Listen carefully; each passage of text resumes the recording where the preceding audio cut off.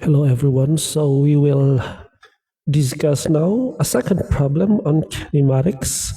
So we already had a problem on kinematics about a ball that's been thrown upward. So if you haven't watched that video yet, please check out the previous videos on kinematics. So the second problem on kinematics involve a car that's accelerating. So a car that's accelerating. So the problem goes, a car can accelerate from 0 to 60 miles per hour. So the speed is 26.8 meters per second in just 4.9 seconds. So it can accelerate in just 4.9 seconds. The question is, what is the average acceleration of the car during that period of time? So as it travels from 0 to 4.9 seconds, what is the average acceleration of the car during that period? That's the first question. So the second question, if acceleration on the car is constant, how far does the car travel in those 4.9 seconds? So you need the time. The first one would involve that the average acceleration, what would be the time it takes, and then the next question involves the distance. So how far will the car travel in those time when it is accelerating, in 4.9 seconds. So let's start and answer first the first question, which is, what is the average acceleration of the car? So let us analyze first the problem, okay? So this is the car which is at rest. So this is your car which is actually at rest. So it isn't moving yet in the very beginning. So that means your velocity is 0, your time is 0, and the distance you have traveled is, of course, 0. So everything is 0. Velocity, the time, and the distance you have traveled is 0 because you are at rest. Now, after 4.9 seconds, you are on the other side already. So our 4.9 here, at 4.9 seconds, that's the time, you are already on the other side, right? But you don't know that distance, right? You don't know. So that is something we need to know. And the velocity, of course, it is mentioned in the problem, 26.8 meters per second. That was your velocity as you traveled the time of 4.9 seconds. So that is basically what the problem is about. That is what is given. And we will now solve the average acceleration. So we are told, as given by the problem, that you start from rest. That means the velocity 1 is 0. And your final speed is velocity 2. That's also given, 26.8 meters. And the time of travel for you is 4.9 seconds.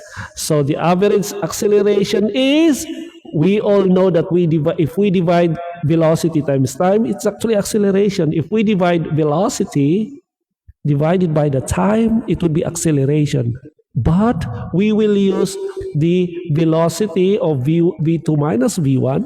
All right, so we have v2 minus v1, and velocity would be t2 minus t1, because we want to know the average, right?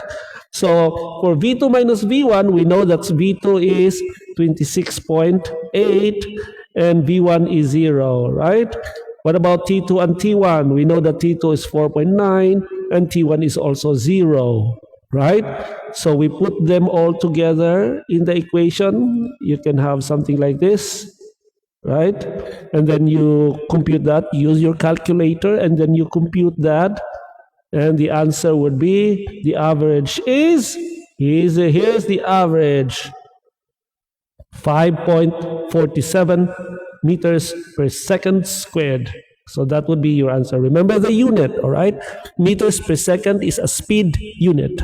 Meters per second squared, it's an acceleration unit. So it would be 5.47 meters per second squared. So that would be your acceleration. So we now have the acceleration as it travels from 0 to 4.9 seconds. Now, the next question is, what would be the distance traveled if the acceleration is constant? So if that acceleration is constant, what should be the time it travels? So again, velocity starts at 0, The time of travel from point 1 to point 2 is 4.9. And now we have already computed the acceleration to be 5.469 or 5.47.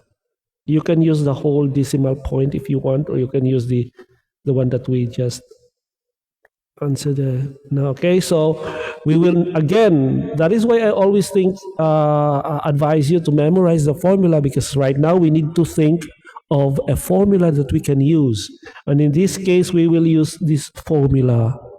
So we will use this formula. So if you have a list of formulas already, then you might have to check which of the formulas you need to use using the available known values. All right, so we know that.